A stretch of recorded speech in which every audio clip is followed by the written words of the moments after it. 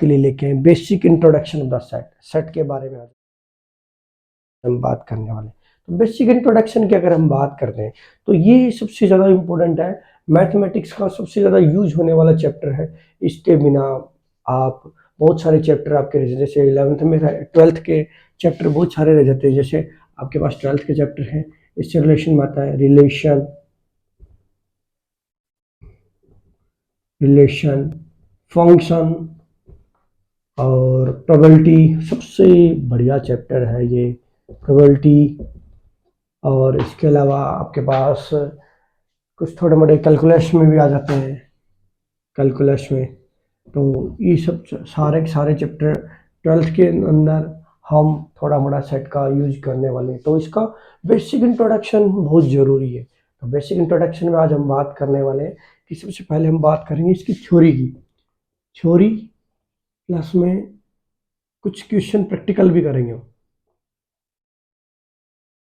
ठीक है। आज हम थ्योरी और प्रैक्टिकल दोनों एक साथ मिला के करने वाले हैं। तो सबसे पहले मैं बात करता हूँ सेट। सेट एक फेविकोल का काम करता है, पूरे का पूरा एक फेविकोल, यानी कि बहुत सारे चैप्टर को एक साथ जोड़ के रखता है, कुछ कैलकुलस के, प्रोबेबिलिटी के, रिलेशन फंक्शन के। इसके बिना हम आगे बढ़ नहीं पाएंगे। कहीं ना कहीं ये हमारी छोटी सी त्रुटि बना देगा, ये कमी बना देगा हमारी थ्योरी के बारे में। तो हमने बताया ये फेविकोल का काम करता है। किसका काम करता है? फेविकोल का काम करता है। ये जो सेट है हमारा, ये फेविकोल का काम करता है पूरा, क्योंकि बहुत सारे इसमें मैथ के चैप्टर एक दूसरे से रिलेशन बना के बैठे हुए हैं, जैसा हमने पहले भी आपको बताया। तो अब हम बात करते हैं सबसे पहले इसको किसने दिया था। फर्स्ट टाइम इसने जर्मन के मैथमेटिशियन ने फर्स्ट टाइम इसको जर्मन के मैथमेटिशियन ने दिया था। उसका नाम था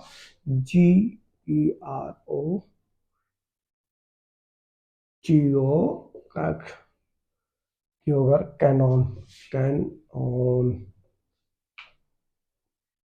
कंटोर।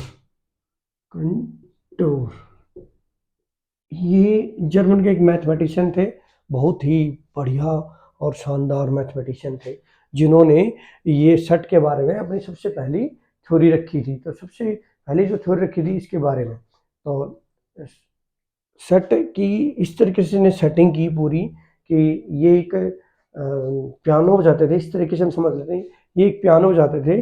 पियानो के साथ साथ इन्होंने इस तरीके से मैनेजमेंट किया पूरा कि मैथमेटिशियन ने तो पूरे का पूरा सेट को डिफाइन कर दिया। सेट की डेफिनेशन क्या है? ए वेल डिफाइंड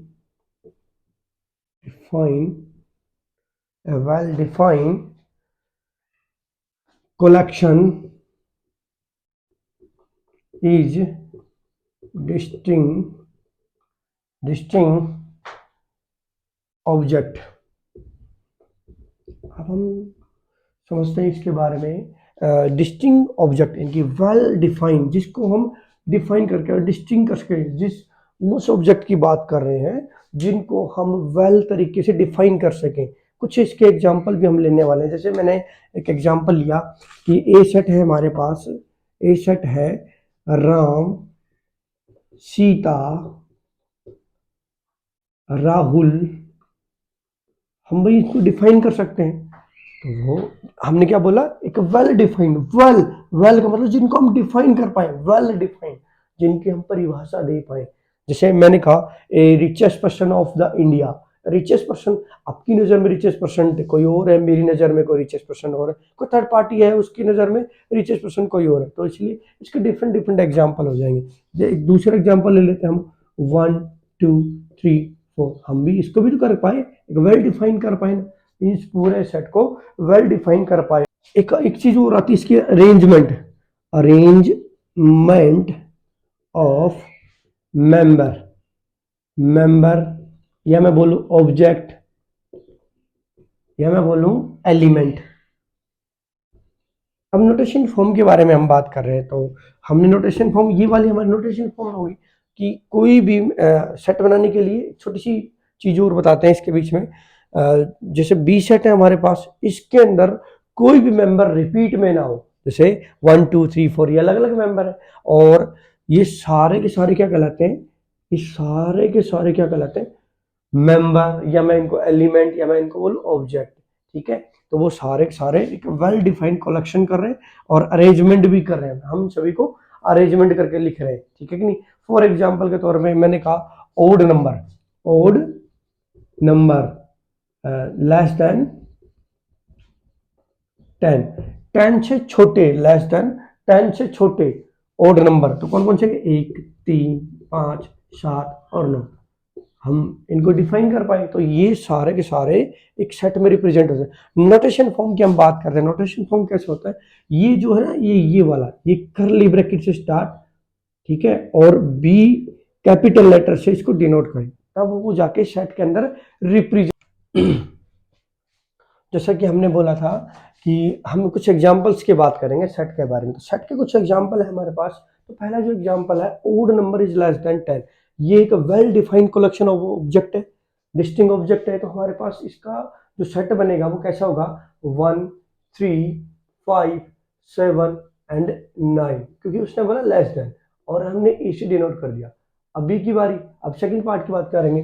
तो वोवल्स सभी को पता है, ये फिक्स होते हैं हमारे पास, A E I O U, A E I O U, curly bracket में क्लॉज।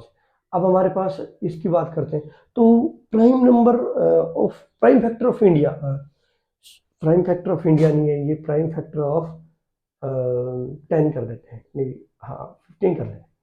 तो prime factor of 15, prime factor 15 कैसे आएगा, इसका 15 करेंगे तो 3 और 5, ये हो गया। और डी की अगर बात करते हैं तो all beautiful people of India, India के अंदर बहुत सुंदर लोग, बहुत सुंदर लोग। अभी आपकी नज़र में कोई और सुंदर होगा, हमारी नज़र में कोई और सुंदर होगा।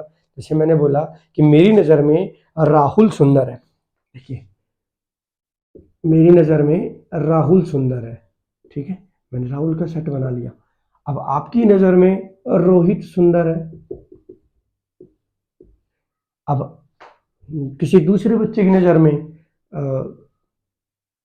राम सुंदर है, किसी चौथे बच्चे की नज़र में परवीन सुंदर है, परवीन, नवीन और क्या नाम लिखे हैं, सतीश, सतीश सुंदर है। अब ये डिफरेंट डिफरेंट आदमी डिफरेंट डिफरेंट सोच लेके आए हैं, तो हम इनको collection, well defined of the collection of object, हम इनको कलेक्ट तो नहीं कर पा रहे क्योंकि आपकी नज़र में कुछ और, क्योंकि डिफरेंट डिफरेंट लोग डिफरेंट डिफरेंट सोच के साथ आ रहे हैं हमारे पास, तो हम इसका सेट नहीं बना सकते, ये सेट है। अब हम बात करने वाले इम्पोर्टेंट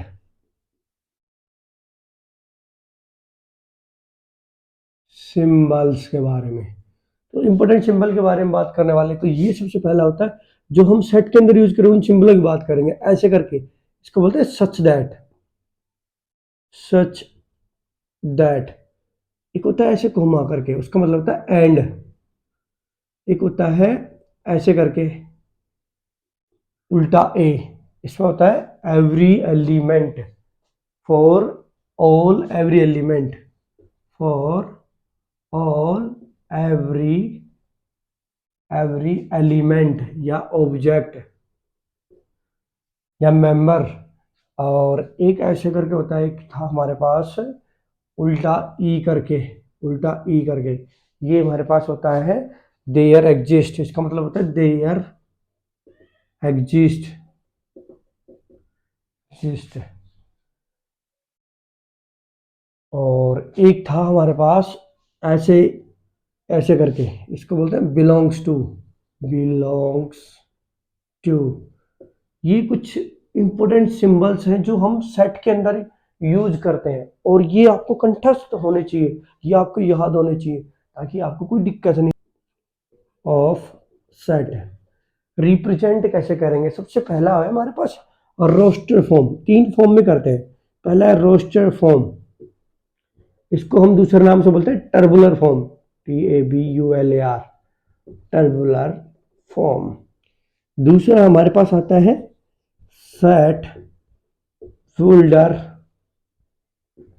फॉर्म, इसका दूसरा नाम होता है हमारे पास property form.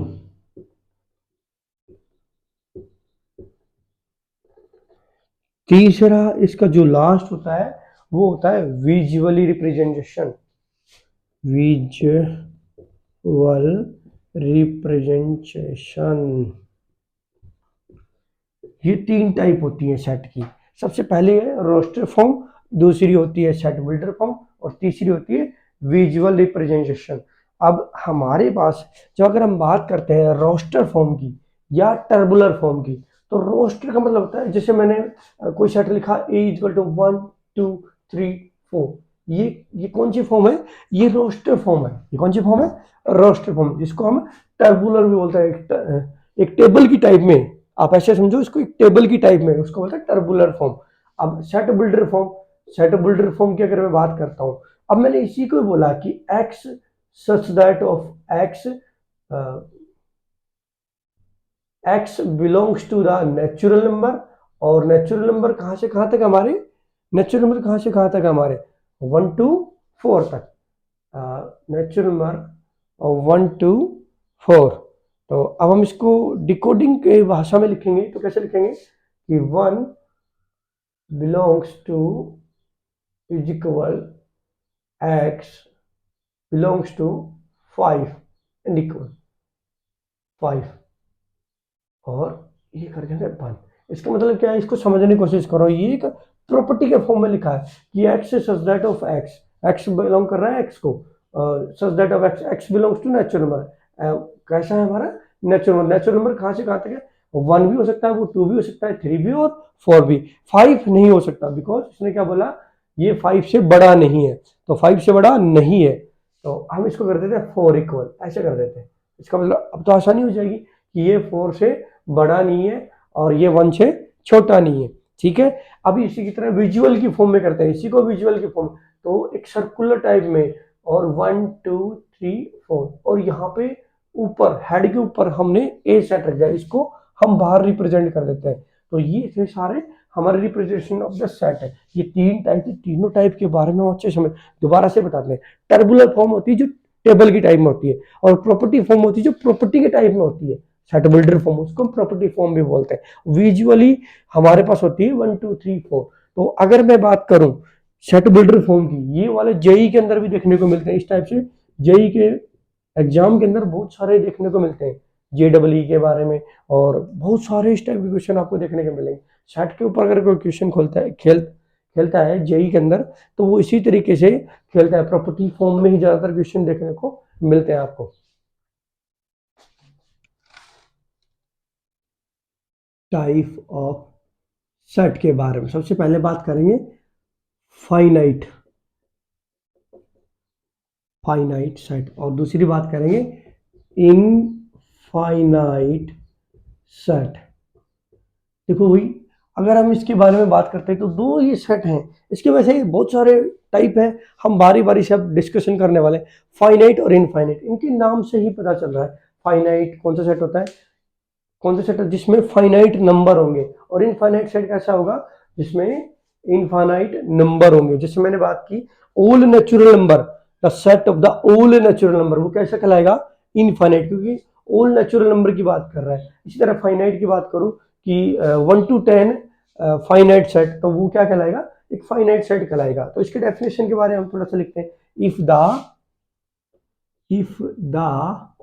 Number of element finite is finite is called finite set।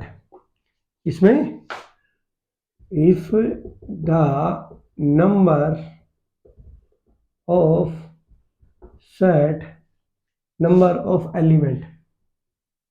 of element is infinite number is known as infinite set। आसान था, बिल्कुल छोटा सा। एक छोटा सा एग्जांपल लेते हैं। जैसे मैंने बोला आपको कि एक सेट है हमारे पास 1 2 3, इसके अंदर फाइनाइट हो गया, और इसमें मैं बोलूं all natural number 1 2 3 4 and so चलता ही जा रहा है हमारे पास। ये इनफाइनाइट सेट है।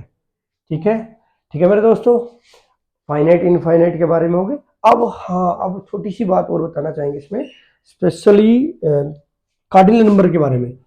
कार्डिनल नंबर, कार्डिनल नंबर क्या होता है?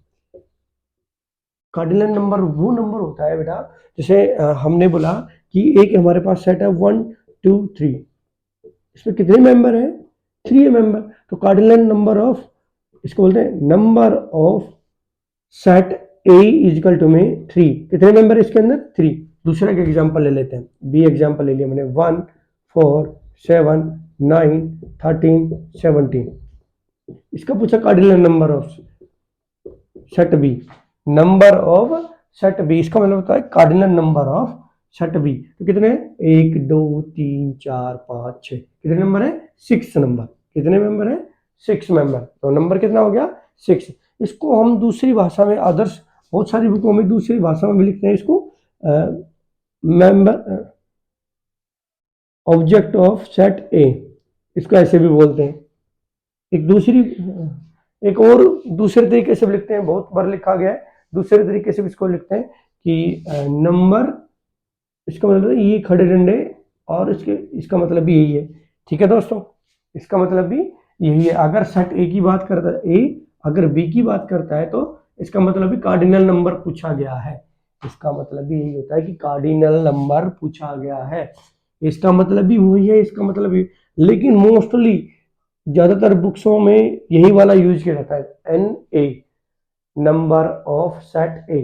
ठीक है दोस्तों, अब हम बात करेंगे आगे चल के, अब जो सबसे ज्यादा पॉपुलर है, ये सबसे ज्यादा यूज होने वाली चीज है, सबसे ज्यादा ये वाले बहुत कम बुक्स यूज करते हैं ये वाले सबसे ज्यादा। लेकिन फिर भी अगर कभी आ जाता है तो कार्डिनल नंबर, इसका मतलब है कि ये चारों तीनों चारों चीजें हमारे कार्डिनल नंबर को ही रिप्रेजेंट करती हैं।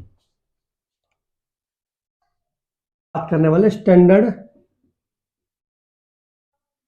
स्टैंडर्ड इनफाइनाइट सेट के बारे में। कुछ स्टैंडर्ड हमारे कुछ रिप्रेजेंटेशन होते हैं इसकी, उसके बारे में बात करने वाले। एन होता है नेचुरल नंबर, जो इनफाइनाइट में हम यूज करेंगे, नेचुरल नंबर। डब्ल्यू का मतलब होल नंबर, होल नंबर कहां से स्टार्ट होते हैं? 0 से। आर होता है हमारा रियल नंबर, ठीक है। और R positive, all positive number. R negative, all negative number. अब होता है हमारा आई, आई को बोलते हैं integer, all all integer number. ठीक है, अब आई नेगेटिव भी होगा, आई पॉजिटिव भी होगा हमारे पास, इसको हम जेड से डिनोट करते हैं। तो I negative, all negative integer number, इसको हम जेड नेगेटिव भी बोलते हैं। आई पॉजिटिव या Z positive, all positive integer.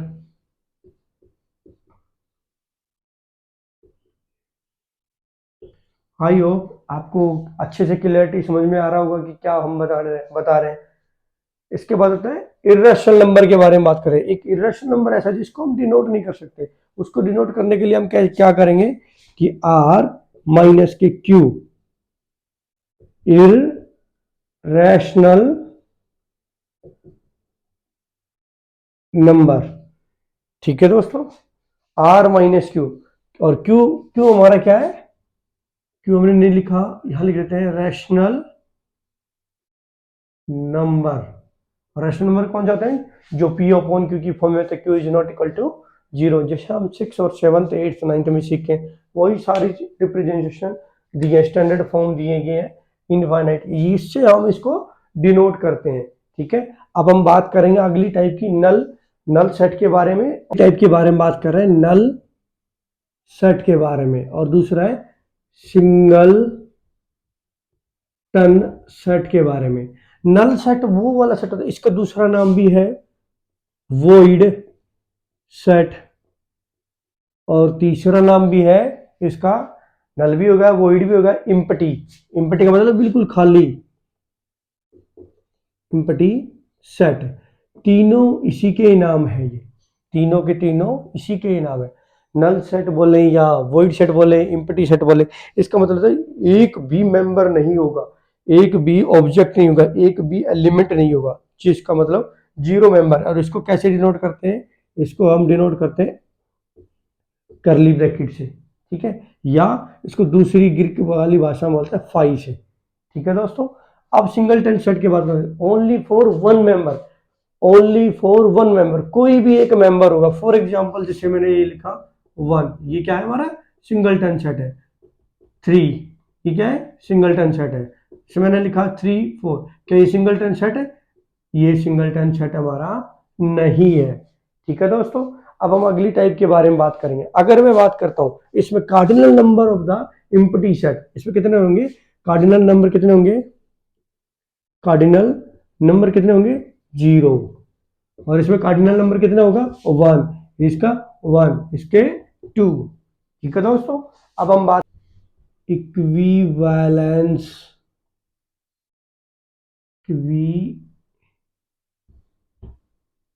Equivalence set, equivalence set. ओहो, ये भी कहां से आ गया, ठीक है, इक्विवेलेंस सेट। तो इक्विवेलेंस सेट हमारा कैसा है, या इक्विवेलेंट, वैलेंस क्या है वैलेंट। तो इक्वल सेट की बात करते हैं। इक्वल सेट में क्या होगा कि कोई दो सेट या दो से ज्यादा सेट, उसके सारे के सारे मेंबर एक जैसे हो। जैसे फॉर एग्जांपल मैंने लिखा वन टू, और बी सेट के अंदर लिखा मैंने टू वन, तो ये सारे के सारे मेंबर, सारे के सारे एलिमेंट एक जैसे हों, एक जैसे हों, सेम मेंबर सेम एलिमेंट हों, वो सारे क्या कहलाएंगे इक्वल सेट में। क्या बोलूंगा इक्वल ए इक्वल टू में बी, ठीक है। इसी तरह इक्विवेलेंट सेट में क्या होगा कि वो मेंबर तो इक्वल नहीं होंगे, लेकिन cardinal number of the set equal होंगे। कार्डिनल नंबर, जैसे फॉर एग्जांपल के तौर पे मैंने लिखा थ्री फोर फाइव, और इसमें लिखा सिक्स सेवन नाइन, ऐसे करके हमने लिखा। तो set A, cardinal number of the set A is equal to में cardinal number of the set B, इसको बोलते हैं इक्विवेलेंस, इक्विवेलेंट सेट।